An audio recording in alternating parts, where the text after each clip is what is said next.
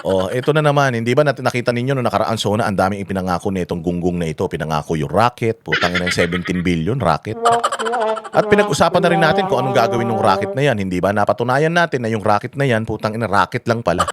Hindi pala yan rocket papunta doon, rocket. Ni-rocket na naman nila tayo. At ang bobo nito mga putang inang congressman at mga senador na ito kapag itong rocket na to natuloy.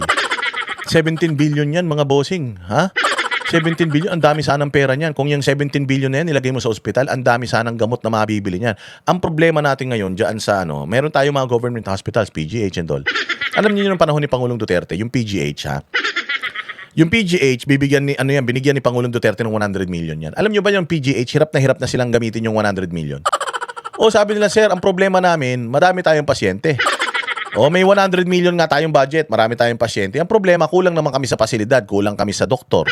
Kulang kami sa nurse, kulang kami sa kama. So may pera nga kami para pambayad ng mga bills ng mga tao na ito. Ang problema, kulang man yung ating mga pasilidad, hindi ba? Pero at least yun yung PGH no, nagrereklamo sila kasi binibigyan sila ng pera ni Pangulong Duterte. Di nila alam kung saan nila ilalagay. Hindi nila alam kung saan nila ilalagay. Taon-taon yun 100 million taon-taon dyan sa PGH. Noon libre ang gamot. Ngayon, pumunta ka sa PGH kahit Band-Aid, wala sila. Oo, putang ina niyan. Tapos gusto mo magtayo ng racket kung di ka ba naman tanga? Magtatayo ka ng racket, wala nang gamot, wala nang mga kama yung mga may sakit dito sa Pilipinas. Tapos ilalagay mo pa dyan yung pera. So eto, may pinangako na naman siya, ito si Bongbong Marcos. Bukod dun sa ipinangako niya na ipinataas daw niya ang minimum wage o ang sweldo ng mga kasambahay.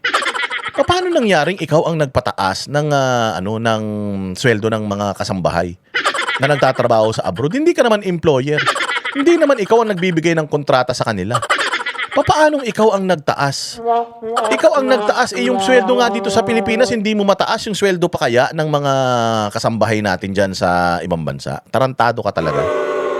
Sino dito ang naniniwala? Sino dito ang naniniwala mga bossing na itong si Bongbong ay pinataas ang sahod ng mga mga kababayan nating OFW? Ano na 'yun? Sino ang dito? Sino ang naniniwala? Putsang ina, walang maniniwala sa iyo. Walang maniniwala sa iyo, Bongbong Marcos na na ikaw ang nagpataas kasi wala ka namang kontrol hindi ba? Employer to employee 'yun ngayon may mga agencies, ito yung employer na to, ito lang yung kaya niyang ipasahod. Yun yung pipirmahan nilang kontrata, labas ka dun. Paano ikaw ang may kinalaman sa pagtaas ng sweldo? Alam mo, sabi nga nila, tumaas daw talaga yung sweldo. Totoo naman, Boss Dada, napataas talaga ni Bongbong Marcos yung sweldo namin, mga nagtatrabaho sa ibang bansa. Bakit? Kasi pinalubog niya yung piso Pinalubog niya yung piso, tumaas yung dollars. Syempre, dollars ang remittance natin Ang sinusweldo ng mga kababayan natin dollars So parang parehas pa rin yung value ng kanilang tinatanggap na sweldo pero tumaas yung parehas pa din yung amount pero tumaas yung value. Kasi puta tarantado ito si Bongbong, binulusok yung dolyar. Masaya yung mga kumikita ng dollars. Masaya sila yung mga nagtatrabaho sa abroad, masaya sila kasi pag dinala nila yung pera nila dito sa Pilipinas, medyo maraming mambibili, medyo. Pero akala nyo maraming nabibili yung pera ninyo kahit tumaas yung value niyan? Wala. Bakit? Kasi pag tumaas ang dolyar, bumaba ang piso, tayo hindi naman tayo exporter Hindi naman tayo nag-export, ano man lang ine-export natin. Dapat nga ine-export natin mga kurakot tsaka mga unggoy. Puro tayo import lahat mula mo sa toothbrush hanggang sa suklay. Ini-import natin yan mga bossing, galing yan sa ibang bansa. Pag galing yan sa ibang bansa, ang presyo niyan dolyar. So kapag mataas ang dolyar, ibig sabihin yung piso mo nagiging mahina, puta konti lang yung mga produkto na nabibili mo.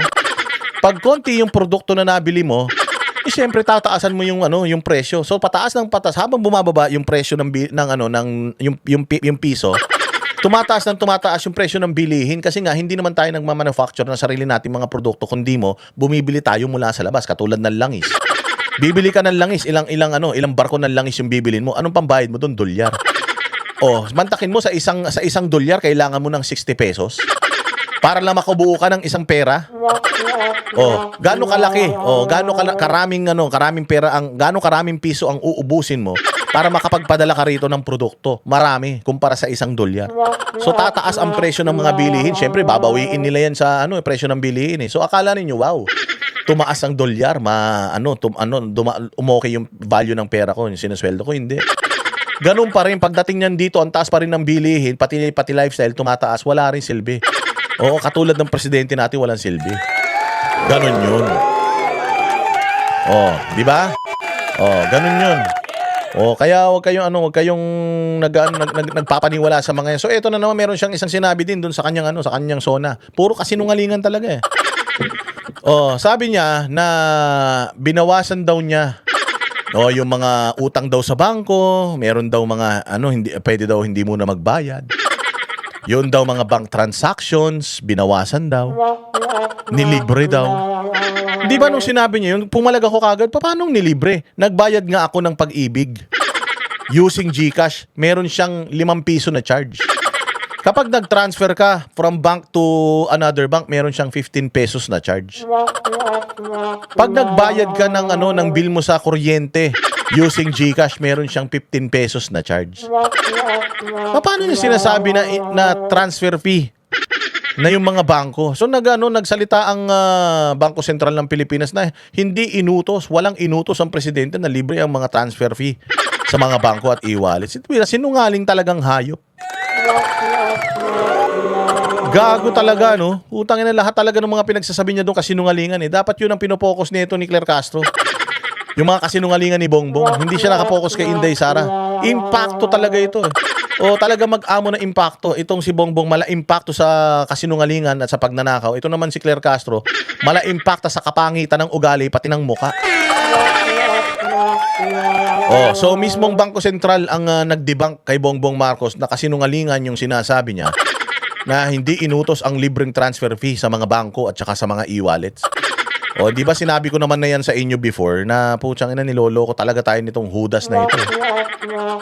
So ayun pa lang, budol na tayo. Yan ang banatero, walang inuurungan. Pag tama palakpakan, pag mali ay babanatan. Yan ang banatero, walang inuurungan. Pag tama palakpakan, pag mali ay babanatan. Yan ang banateros, boses ng ordinaryong Pilipino. Banateros ay walang makakaawan. Walang inuurungan, banateros ay tinutulungan. Mga ordinaryong Pilipino, bawat mali tinututukan. Handang ituwid mga baliko, kasagutan sa tanong matino. Banateros ay hindi hihinto, sa tungkulin di mabibigo. Yan ang banateros, walang inuurungan. Pag tama palakpakan, pag mali ay babanatan. Yan ang banateros, boses ng ordinaryong